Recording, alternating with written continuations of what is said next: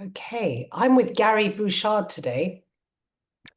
Gary, could you give us a brief introduction to your background and what you're currently doing before we kick off, and then we can start talking about the topic that we're here for?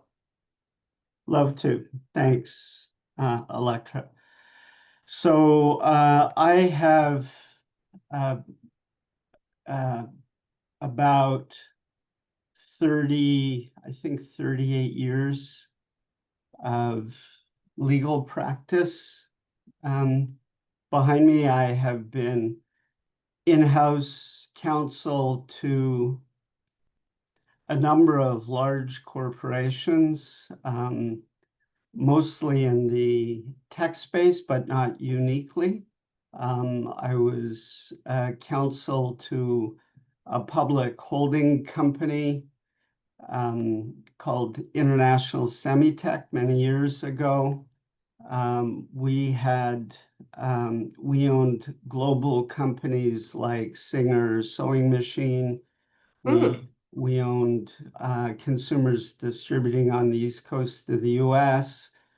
We also owned a data processing, large data processing company. I acted as counsel to those corporations for a period of time, then went into, with a couple of senior colleagues, we went into the tech end, took that company public. It became IBM's biggest sub in Canada. wow, And I was there for a while and then moved to corporate counsel in Canada for Kellogg's, the cereal folks, love a Kellogg's. Yeah. and also looked after government affairs for them. And then left there to set up my own technology practice for a number of years. Ended Hmm. up joining, I guess technically merging my firm with a large Bay Street Toronto firm and ran their technology practice group for a while and left there after a few years, ran in the same function for one of their competitors, another large size Toronto firm. And then about 15, 17 years ago, left Bay Street and set up my own practice. I work in business and technology law, work with a ton of tech companies. Over the years, I've worked with many large corporations, and for the past few years, I've really tried to focus on the SME space. Right. So Great. You've that's had a my background. broad experience. Thank you for sharing that. Gary and I are going to be talking later about how he is navigating AI and the introduction of it into his practice, and how he also is navigating the general perception of the value that we're delivering as lawyers in a world of AI. So Gary has some insights that I'm sure you will all be very interested in hearing. Today, we're going to be talking about billables. It's a controversial topic. I recently sent a newsletter out to, so I have a newsletter that's kind of like a sub-audience of the broader Law Insider audience. And I sent out a newsletter setting out my thoughts around how AI is going to disrupt the billable hour. And I got some really angry responses, actually. I got about three quite angry responses. So I was kind of apprehensive coming into this because I understand that this is going to be a controversial topic. Lawyers have had to defend the billable hour for years because it's not the most popular commercial model, but it works. And I've had my own legal consultancy prior to this role, and so I understand the difficulties, but also the blockers that it creates for the businesses themselves, the legal services providers. Before we talk about this topic in more detail, just a bit of admin. If you have any questions or comments, please drop those in the chat or the Q&A at any time. Today's session is quite structured, so if we can't get to your questions during the session, we'll get to them at the end. At the end of this session, I'm going to be showing the Law Insider word add-in as an idea for you to use and to implement within your practice. And we're going to be talking about how to introduce AI into your practice and how you can innovate in terms of your commercial model. So I'm going to be giving that as an example. So just want to be transparent about that from the outset. It is interactive, so jump in. And as I said, we'll try and get to the questions either during or at the end of the session. We will be sending a replay of this after the session. So as usual, you'll be receiving a recording that you can share with your colleagues. And yeah, the space of AI is all new, and we understand that. There are no silly questions. This is all this kind of all these webinars that we're doing is an effort to promote thinking around this space, which is very new and which will revolutionize the way that we work. So please do share any questions. There are no silly ones. Okay, so before we begin, we're just going to launch a poll. Dory is behind the scenes and she's going to get that up and running in a second. And we'd just like to understand a bit more about where you place your firm or organization on the AI adoption curve. I understand that there may be some people from in-house here. And so if this doesn't apply to you, then feel free to ignore this bit. But particularly for those of you who are in a small law firm, or you're a freelancer, or you're in an ALSP, please let us know where you are in your AI adoption curve, if anywhere. I'm just going to keep that running for a bit longer, and then we'll present the results as well. Great. So there is so much hype around AI, right? So much hype. Everyone's talking about AI and everyone's got FOMO and they think that they're the only ones left behind and that they haven't fully implemented AI.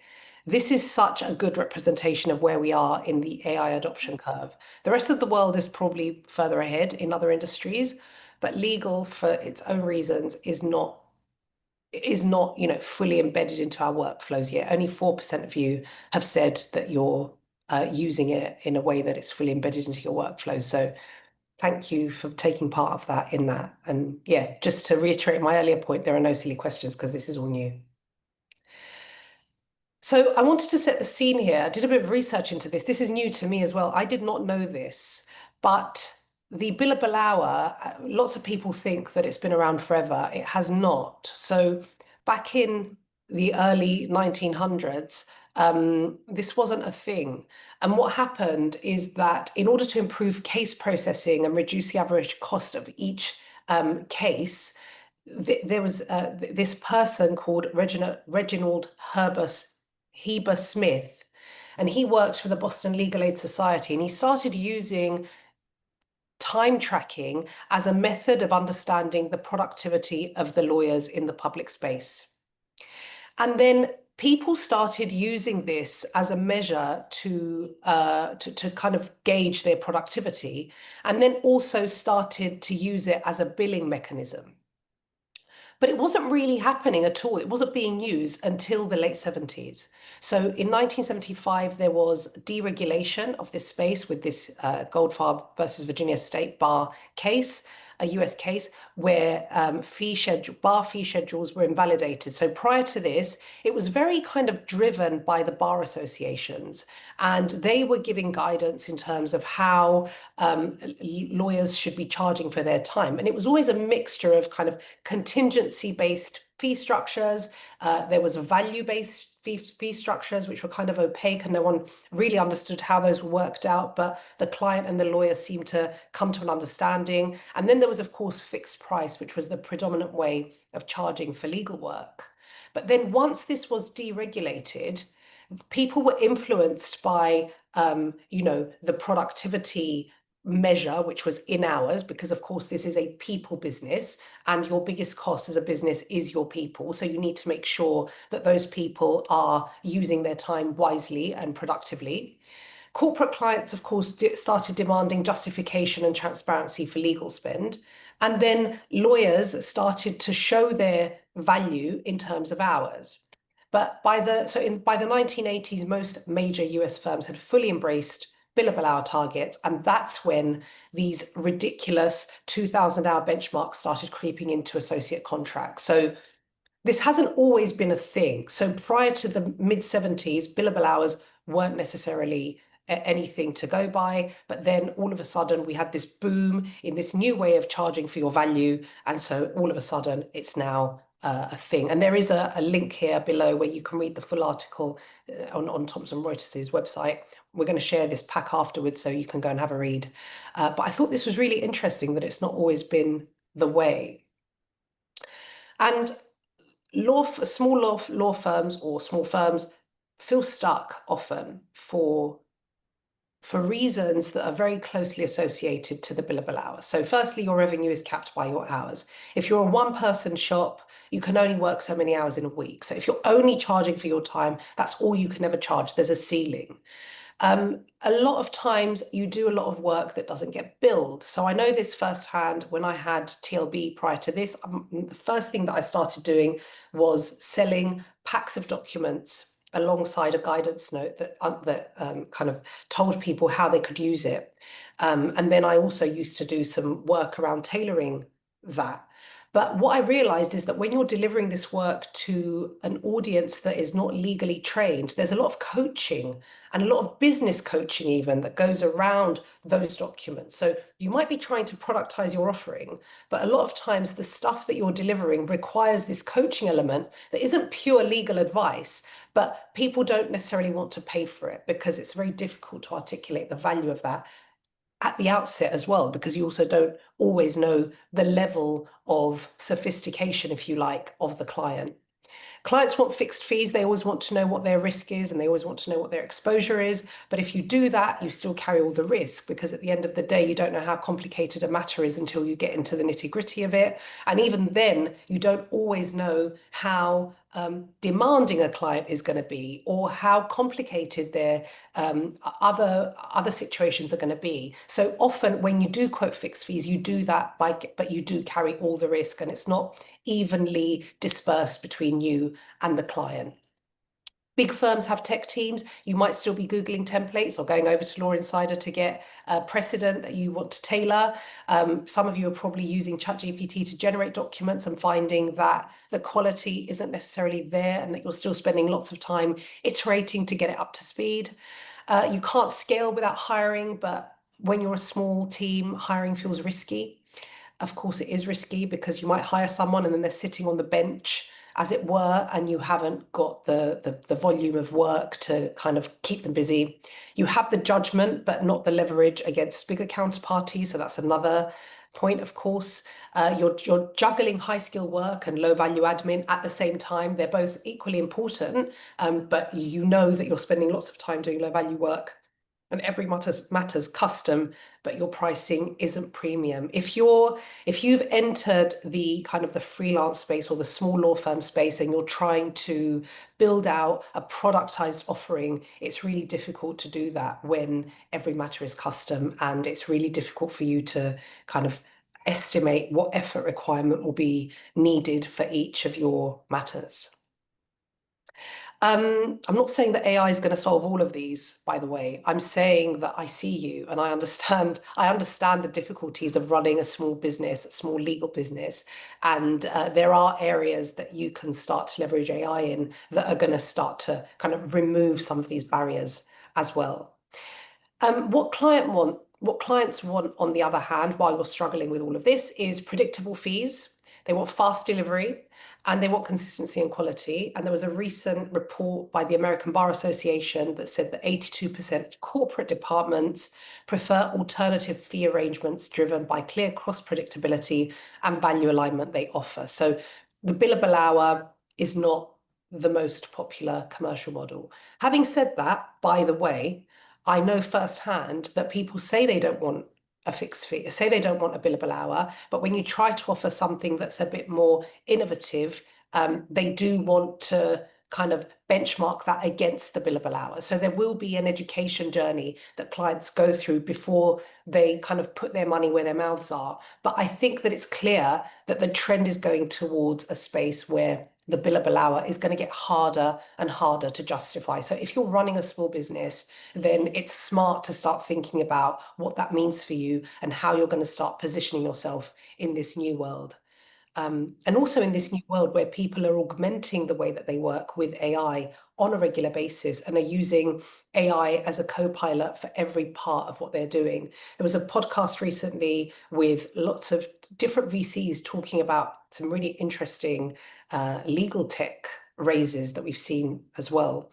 And one of the CEOs of this company was saying that he now uses Claude to answer his legal questions, and then he sends the output from Claude over to his lawyer and demands that his lawyer verifies that output rather than provide him with a full opinion. So we're going to see clients behaving in a different way as well. And so it's important to start thinking about all of this and what it means. What you want, of course, is predictable revenue. It's very difficult, particularly if you do have a small team. Lawyers are expensive. If you're paying for software, that adds to it. So at the end of the day, you're a business and you want to have predictable revenue. You want to know what your profit margins are, ideally. So when you're entering into an engagement, a new engagement with a client, you should know approximately what your profit margin is going to be. You don't want to be working at a loss. And you also want a business that's scalable. Now, I say this with a bit of apprehension here because not everyone wants a scalable business. Everyone's obsessed with scalability. But you don't want a business that is entirely capped by your hours and where there's no other avenue for you. If you did want to take a couple of weeks off, then all of a sudden your bottom line is totally hit for that period. So it's important to start considering scalability when you're running a small business because it's a risk mitigation strategy as well. The real cost, of course, for those of you that have entered into the small law space is that there could be burnout. I think juggling the low-level admin and the high-stakes work at the same time, plus you're trying to do your BD, you're trying to get your engagement letters signed, you're negotiating your own terms, it can lead to burnout or to just you being sick of it. Missed opportunities, of course, that was one of my worst nightmares when I had to say no to work because we just physically couldn't take it on. And then you think, oh God, what am I doing wrong? I'm saying no to that. And then the other client falls through or that work doesn't continue for as long as you thought it would. So you're always having this overload of, oh God, am I saying yes to the right things and am I saying no to the right things? And it may not be the lifestyle that you expected. Some of you have left big law or really busy corporate teams to start your own thing. And actually, it's a lot harder. And that's not necessarily what you thought it would be. And it's been hard to escape the billable hour. And I think that a lot of this is driven by the billable hour mindset, but it's also just inherent in anyone who starts a business. And it has been hard to escape this kind of chaos that may ensue when you're running your own legal consultancy. But there is structural inertia when it comes to our space. So risk aversion is baked into the DNA of lawyers because that is how we're trained. Innovation can feel like liability in many firms' eyes because you're bringing on something new. I saw a great LinkedIn post about that today. When you're selling to enterprise, how your innovation just screams risk. And that's something that we also, I think, feel quite a lot because every time you're innovating on your commercial model or your offering or the introduction of technology into your product, it may feel like liability to you. We have this mindset of precedent over invention. So this is how we've always done it type of mentality.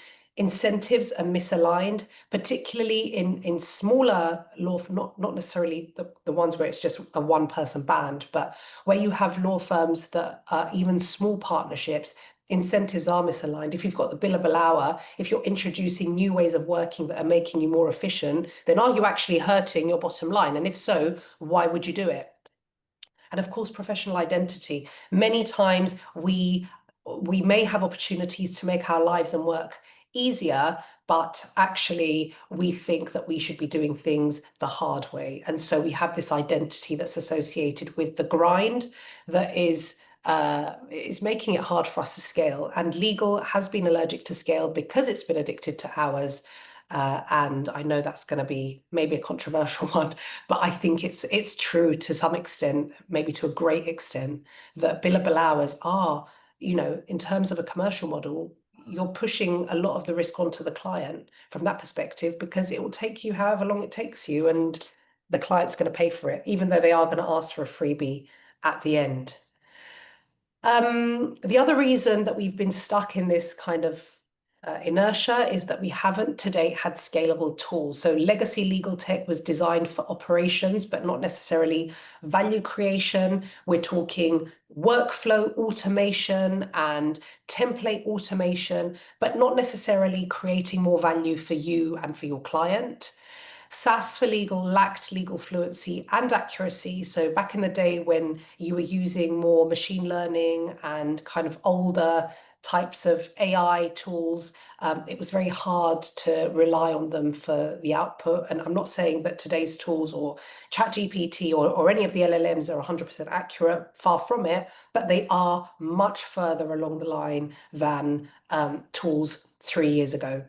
And DIY automation required too much technical lift. And I think this is actually the crunch point. The fact that you don't even have time to do your accounts or to even bill your own time meant that you didn't have the headspace or the appetite to go and upskill in something that required such a lift to do your automation. And you often didn't have the funds to outsource that. So I think before now we have had tools that were for document management, but not necessarily for revenue leverage within smaller law firms. And not many of the tools are targeted towards this market.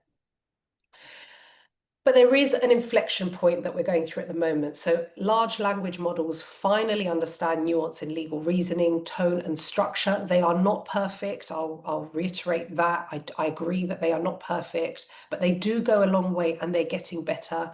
And they will get a lot better. You can now build workflows, playbooks, and smart review engines with just plain English. So gone are the days where you needed to be great at using tools that required a bit of understanding of how technology works. Now you can go into a tool and instruct it with plain English, or plain your language, which you're really good at because you're a lawyer. And so you can get some really good output. And I think I've said this in a previous webinar, lawyers are natural prompt engineers because we think in clear terms and we've been forced to articulate what we mean in ways that are unambiguous. And so that's why we are good prompt engineers, and this will be in our advantage when we're using AI tools.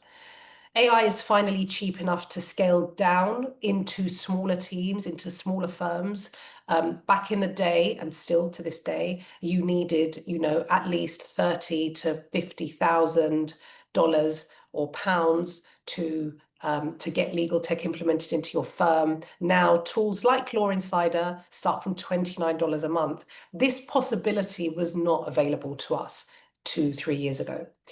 Instead of drafting from scratch or pasting templates, you can now collaborate with AI in real time. You can iterate, you can get it to give you exactly what you need. You no longer have to scroll through libraries or Google or asking your friend for a template or paying $5,000 a year to Thomson Reuters to get access to a template bank that wasn't even suitable for your needs. Now you can tailor an agreement to your needs with AI and then just give it a few tweaks to get it to where you need it to be.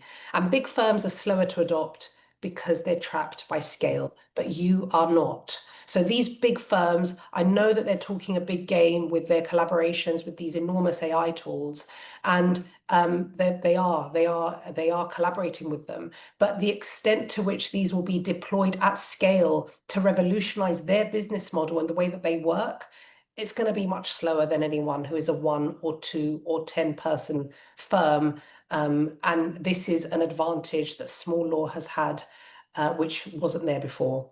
So if you're able to offer an excellent commercial model and an offering that leverages the latest technology, and you can do that really quickly, you're getting ahead of the game, and you can now finally compete, not for huge matters where the law firms are being hired more as an insurance policy, but when it comes to the kind of the meatier matters, you could be in with a real competitive edge if you're leveraging the right tools and then using those in a way that's also going to help you rethink your commercial model. I'm going to pause there and just check on any questions. And Gary, I'd love to hear if you've got any thoughts on anything that I've just said. You may disagree with some stuff. Thanks, Electra. Your presentation there, we can see from the comments, is very thought-provoking. I do have a couple of thoughts real quick. One is going back to the history that you gave on the billable hour.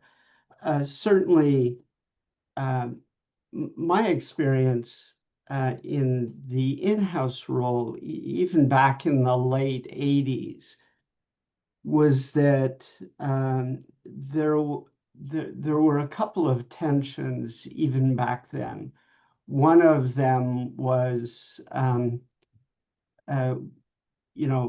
the corporations will receive large bills with detailed hourly or task breakdowns. And at the end of the day, the clients got, even back then, there's sticker shock about the number and, arguments about detail on invoices, like why is there such a markup on postage and photocopies? And it's the focus, even back then, it was very clear that it was in the wrong place for everyone. Mm-hmm.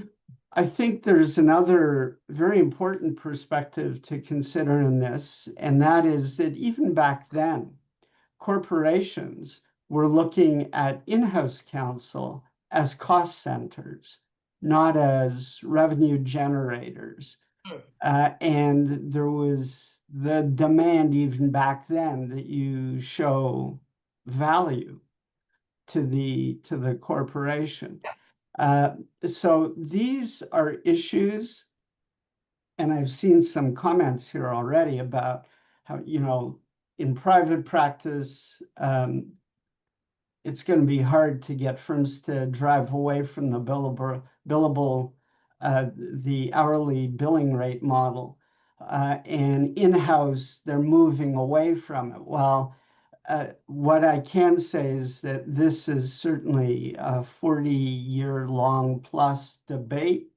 I don't know it's going to get solved real quickly, but one thing that this seminar today is highlighting is that technology is requiring a renewed focus on that kind of issue across the profession. I think that's important. Second point I would make is you had a comment about firms, lawyers being allergic to scale and they're addicted to hours. I think scaling, as some of your points made out, I would highlight that scaling is,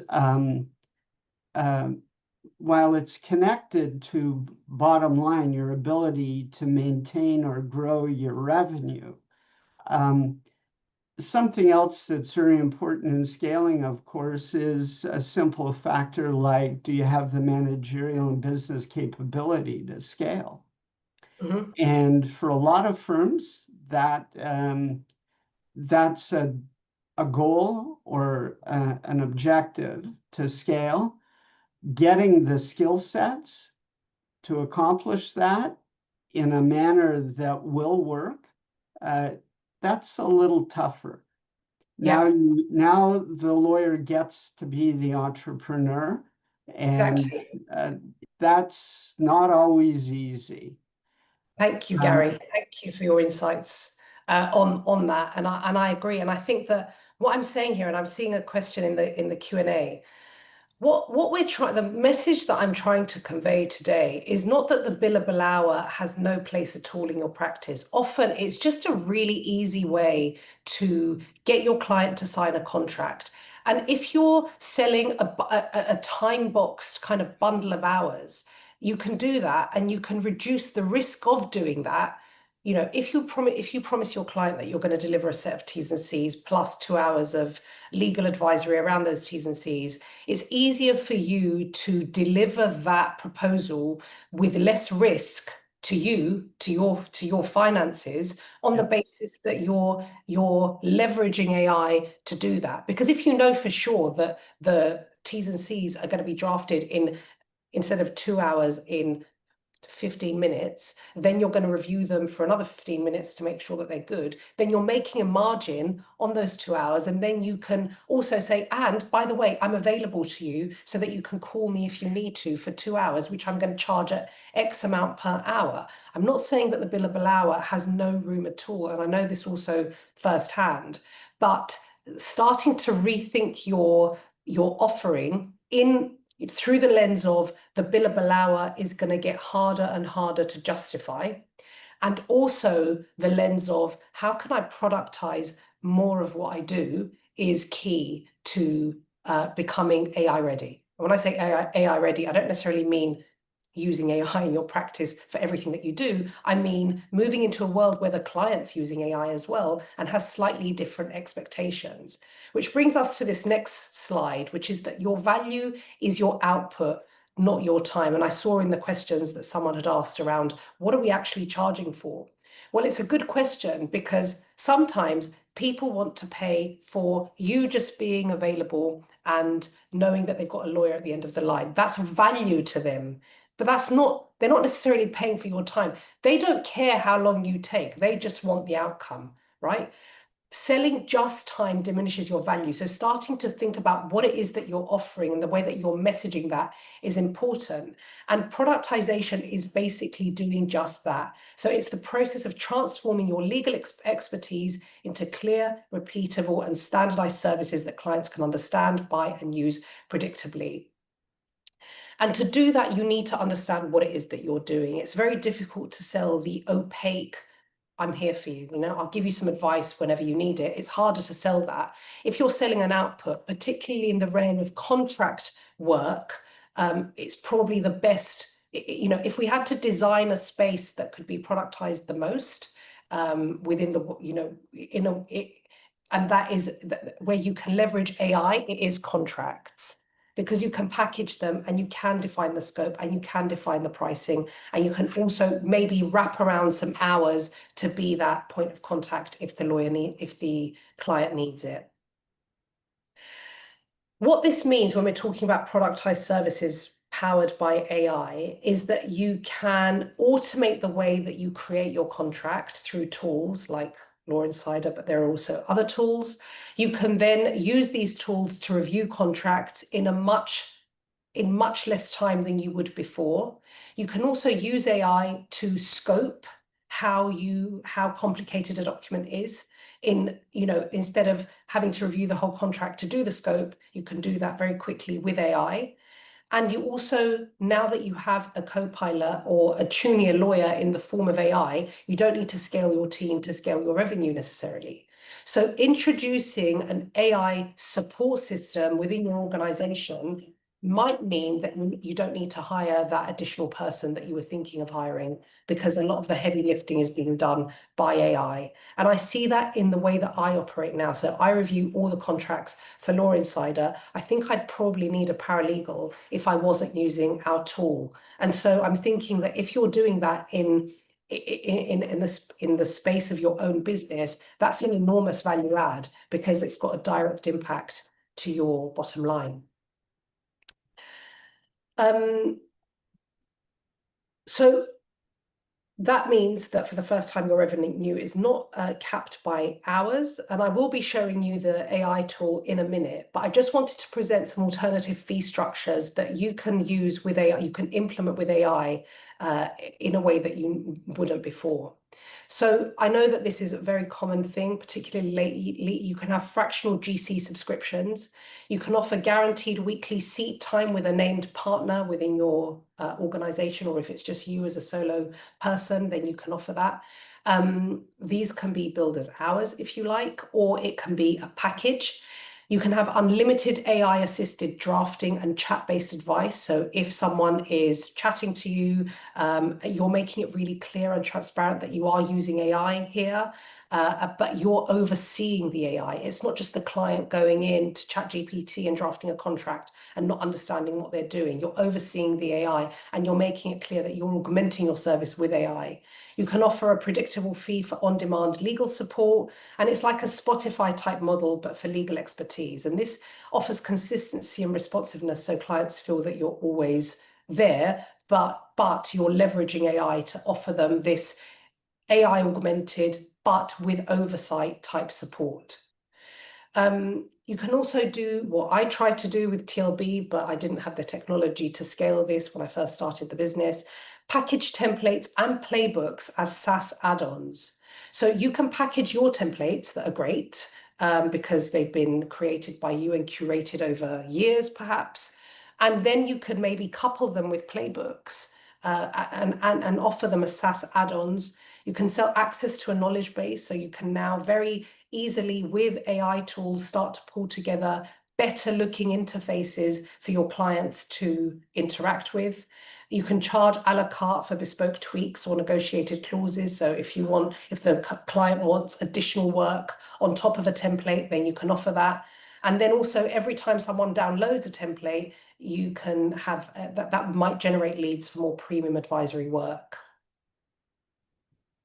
Another way of doing it is contracts as a service. Again, something that I tried to push at TLB, but it was very hard because you never, as I said earlier, you never know how long it's going to take you to review a contract until you're in the contract. But if you're very upfront with the client and you say, look, these are the 10 things that I'm going to review for you within this agreement, and then you create a playbook that reviews against those 10 things, and then you leverage AI to do it, you can review a contract within minutes. And often, if you offer that at a very competitive rate, the client is happy that you're only looking for those 10 things that are their red flags.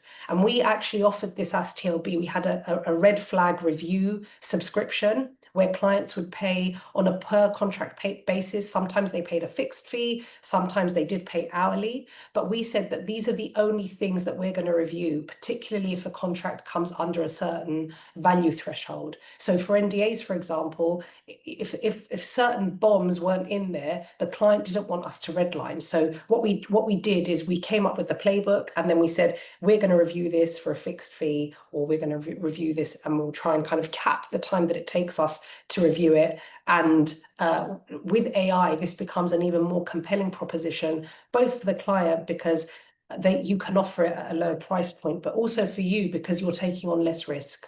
You can have a tiered monthly fee for X number of contract reviews. Also now with AI, you're kind of leveling the playing field when it comes to different types of contracts. So whereas an NDA before might have taken you 15 minutes to half an hour to review for a client, now it might take you 5, particularly if you're being very transparent about what it is that you're reviewing, versus an MSA. So an MSA before might have been quite lengthy and taken you a long time to review manually to pick out those bombs. But now with AI, it takes the same time to review an NDA versus an MSA. So this is leveling the playing field and allowing you to rethink how you might bundle these contract review types into something that resembles more of a subscription basis. You can have fixed fee for AI-assisted negotiation rounds. Again, here you are being very transparent with the client that you are using AI, and Gary will talk about how you communicate that to your clients a bit later. But you can be clear with your client that you will be using AI to do this, and you can also use AI to re-review a contract that's come back for a second round and add comments or fallbacks to ease the process and to also minimize the time that it takes you to do that. And you could also offer quarterly optimization reports and playbook refinements. So if you're building out a playbook for a client and implementing that into an AI tool that you use, you're doing that on the basis of your client's risk appetite and preferences. But if you're tracking how those are performing. So if something constantly becomes a point of friction, then you could let your client know that and give them a report that says, look, we could make this even more streamlined, because at the end of the day, the client doesn't always just care about how much they're paying. They also care about how long it's taking to get a deal done.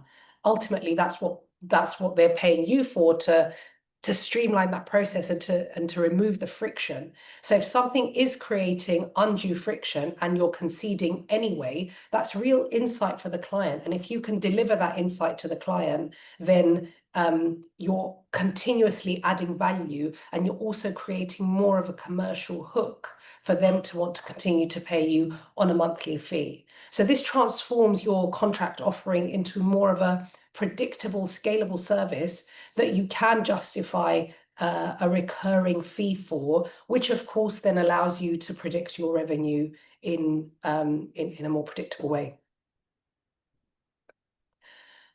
Okay, I'm seeing quite a few questions coming through here, so I'm going to pause and try to answer some of them.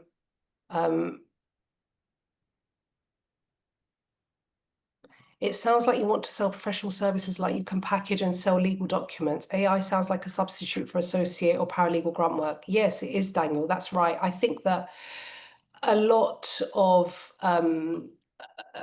this stuff is stuff that you would outsource to a paralegal, or give to a paralegal that you're paying to do for you. But you can augment your service with AI in a really meaningful way, and it's incredible how far the technology's come.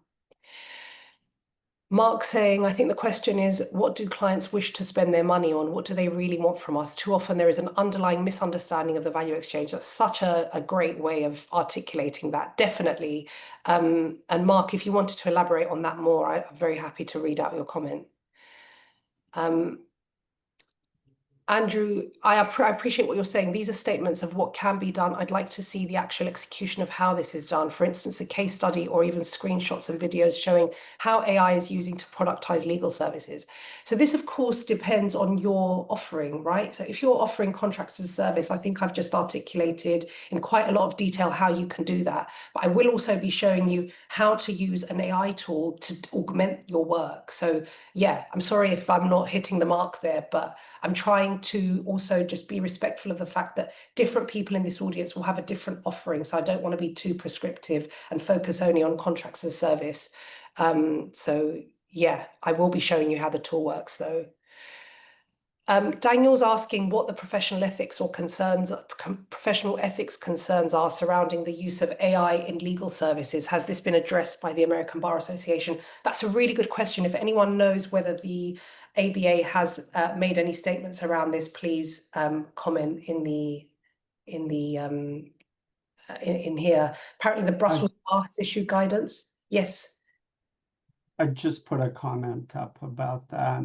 I wouldn't purport to be giving US legal advice, but I think that'll direct you to the questioner to an ethics opinion on AI. Thank you. Thank you, Gary. Yeah, so someone's asking, Stephanie, you're asking, how does one use AI with contracts coming from clients without running afoul of client confidences, with draft contracts being placed in public view? So that's why you shouldn't really be putting client contracts in public LLMs unless you've got an enterprise subscription.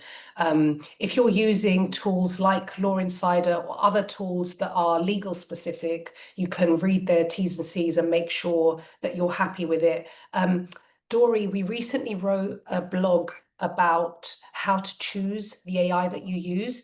So if you could drop a link into this here, that might be useful reading for you to see how you can start to gauge whether confidentiality and data protection are areas that the vendor respects. I mean, you're a lawyer, so you're definitely more than capable than reviewing their T's and C's and understanding where that sits. But some are going to have different security kind of standards than others. So that's where you would look. But yeah, you would not expect that a tool that allows you to review contracts is putting any of that information into the public view. How do you incorporate the cost of training the AI system and building the workflows into the legal fees? Rebecca, that's a really good question. And my take on that is that you might need to absorb it because it might be just your ticket to getting someone into a recurring revenue model with you. So if, for example, you say to the client, look, if you commit to 12 months of a recurring fee with me, then I will do your playbook for free, or as part of that cost, you would obviously embed that cost into it. And I will introduce that into the AI system that I use. You will have your own kind of profile, not profile that they can access, but you will be able to access on their behalf. And I will be reviewing contracts based on your appetite and risk preferences. And so I think that might be something that you absorb or becomes a cost of sale, which I know that as lawyers, when we're used to selling on an hourly rate, we don't always think about kind of just absorbing stuff as part of just it's a sales, it's a cost of sale, a cost of customer acquisition. So that could be one way of viewing it. Or you could charge them a fixed fee and say, I'm going to come in for half a day. We're going to talk about all your risk, what your risk appetite is, all your preferences, and then from there we're going to build out a playbook. You're going to review it, and that's a fixed fee. So that could be another way. If you look at it differently, that could be a way of getting them to invest in a relationship with you because they won't want to repeat that cost elsewhere. Plus, you get to build a relationship with them if you don't already have one.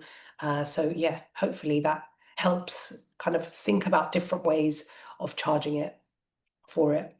Electra, maybe I could ask a question, comment a little on that question Hmm? very briefly. Just want to be clear on whether the question is really about incorporating the cost of training AI, training the system and building it into workflows, whether that's a question about internal law firm training or whether that's where you're working with a client who wants to purchase or engage you on one of the bases that you mentioned earlier, where you're kind of both working with AI. I'm Mm-hmm. assuming that's not the case, and this question is about the firm itself incurring the training costs. Where that's the case, if that's the intention with the question, um, given the very significant role that AI is playing in legal tech and in clients' lives right now, um, I wonder if this question can be looked at from different perspectives, like how do you bury the costs of professional development into Mm. into your fee Yeah, structure, right? yeah. Yeah, thank you, Gary. Yeah, exactly. How do you, in other organizations, it's R&D. It's you just swallow the cost or you pass it on to the client. So it depends, but it does depend on your commercial model more broadly as well. And sorry, for firms that are all in on an initiative like this, they'll be looking for things like internally for tax benefits, tax, write-offs, whatever they can do Yeah. to minimize the impact. So I guess where I'm going with this is I don't know that it's purely an issue of looking at it as a pass-through Hmm. issue, Yeah. right? Yeah, no, thank you, Gary, for that. Um, Benedetta's saying, you're saying that reviewing a contract with AI would take 5 minutes. This means that you need to fully rely on AI, which is something that all of the AI experts are continuously advising not to do at all. I don't know if they are continuously advising not to do at all. If AI tools are amazing, I'm going to show you later, but if you're very clear with your client that for an NDA that is for X purpose, you're going to be reviewing 3 things, You can do that in 5 minutes with AI without the risk. You're being clear with your client about what it is that you're reviewing. You're not saying, I'm going to do a full review. If they want a full review, then that's a different story. There are other ways to go about offering your service and adding value that isn't a full-blown legal review that goes into every single detail. You just need to be transparent from the outset. Okay, I'm going to move on to the next slide. So there are questions, obviously, that you will be asking about whether, AI will replace you. No, it makes you scalable. I don't have time. I would really kind of caution against this type of thinking. You don't have time not to, because AI is coming. And although we're at the very early stage of the adoption journey, despite the hype, we will be moving quite quickly, particularly when it starts to get driven by the client and when clients start demanding an AI augmented service. My clients won't pay. They will if they trust speed and value. And if that's what they want from you, then they will pay for it. I've been seeing some debates again on LinkedIn around how law firms are charging an AI fee. I don't love that, because I think that AI is just your operating model. But they weren't charging for Microsoft Office. That's a license that they have to pay. We shouldn't be charging for things that we're using to operationalize the way that we work. And of course, productization of your offering benefits you if that's the kind of business that you want, because if you do, then you will have higher margins, because it's much easier. You're de-risking your business if you're productizing, easier delegation and training. If you're bringing in new people, it's not like you have to throw them at new problems all the time. You can easily explain what it is that you're doing. You can also use other freelancers or contractors to come in, because it's much easier to say, this is what I'm doing. And of course, it's easier to sell and scale. And one of the reasons it's easier to sell is because when you're productizing, you're forced to articulate what it is that your product delivers as a value. And so you'll find it easier to sell that when you go into the process. Before we go into our fireside chat, Gary, I'm just going to ask, I'm just going to have a last look at these questions here. Okay, we're all good. So, Gary, I'm going to ask you 3 questions, and then I'm going to move into sorry, I've just realized what the time is. So, Gary, I'm going to move straight on to the demo, and then we'll get back to the questions in a second. Sure. Absolutely. Okay, I want to make sure that people are able to see what this does. So can everyone see my screen? This is a master services agreement, and this is the Law Insider word add-in. Now, what I would do if I had a legal consultancy today is that I would have clients and I would build playbooks for them, and I would charge them for that if they wanted to use a word add-in like Law Insider, or I would bake it into my offering and make very clear to them that I'm augmenting my service with AI and that I will be creating a playbook for them. So I'm just going to show you how easy it is to create a playbook. So if you have a template of a master services agreement, for example, that you've curated and you really like, or the client has their template master services agreement, you can now use that as a basis to create a playbook. So this wasn't available last week, but it is now, and I'm really proud of it. But you can just say either build your own, where you go one by one through the rules that you can create, which I'll show you in a minute, or you can start from your current document. So here you will say MSA, MSA, and then you can say that you're representing the client. You can give it any additional context that you like, and you hit continue. And what happens now is that you get a chat experience whereby you're being talked through the playbook that's going to be created. So it says here, it's pulled out the scope of services in the statement of work, the payment terms. It's pulling out the detail from this agreement and asking you whether you want that to become the rule for all MSAs going forward. Suspension of non-payment, term and termination, and you can iterate. So you might say, amend the payment terms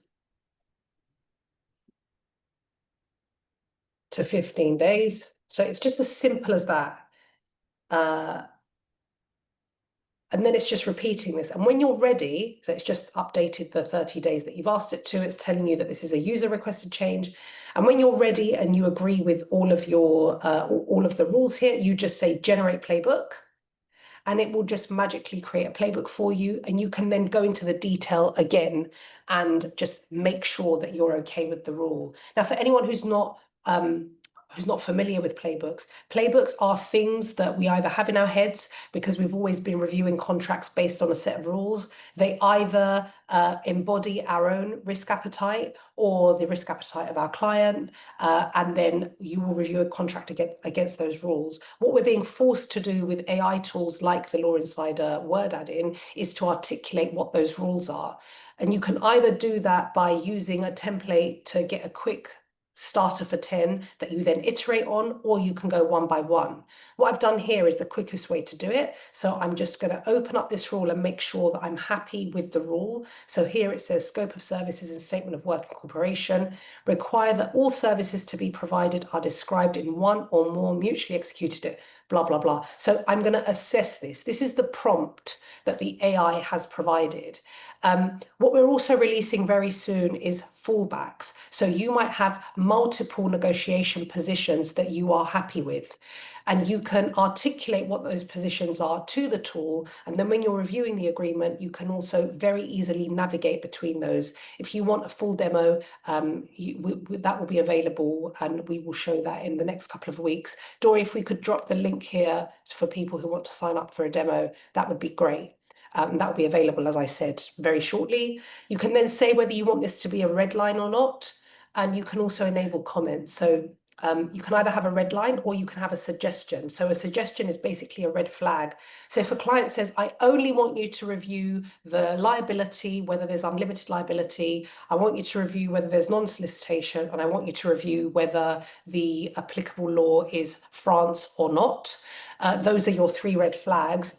The client might not even want you to redline. You can do that. You can just ask the tool to surface a suggestion rather than a red line. And you can also enable automatic comments, which is always great practice when you're negotiating because you eliminate multiple rounds of negotiation.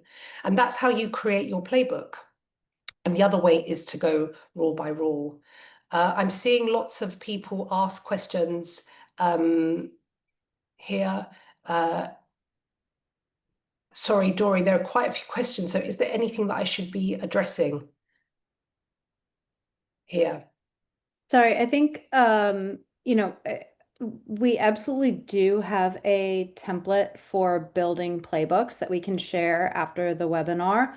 And I'm I'm just there are a lot of questions about how the playbooks are being built, and so we do actually have a lot of resources around AI playbook building, whether it is just being built from the AI review or you can build your own. So these are definitely resources that we can share.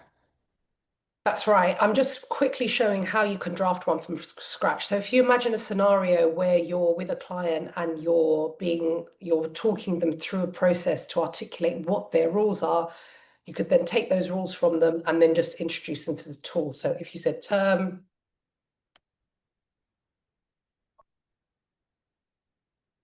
And while you're doing this, Electra, yes, the tool can handle multiple languages. This can be in the chat and or in the playbook review. So here I've just very quickly created a rule. It's term. This is how you prompt. So we have a masterclass on prompt engineering as an additional resource. We'll be doing more of those as well. But the other thing that we're introducing is a magic button that will be available here that you can click. And if you write out a prompt that isn't that clear or good, it will magically make it good. So all you need to do is just tell it what you want, and then we'll do the rest in terms of tidying up that prompt. Here you can tell it whether you want this to be a red line or a suggestion, enable your comments or not, create the rule. And I'm just going to then show you how this works. So if I just save and run this one single rule, this is what it looks like. So here it's telling me that the term exceeds 2 years. If I click on it, it takes me to the relevant part of the agreement. And of course, I just click apply. So that's a very simple change, but you can imagine that at scale across multiple agreements, how that will streamline the way that you review agreements for your clients.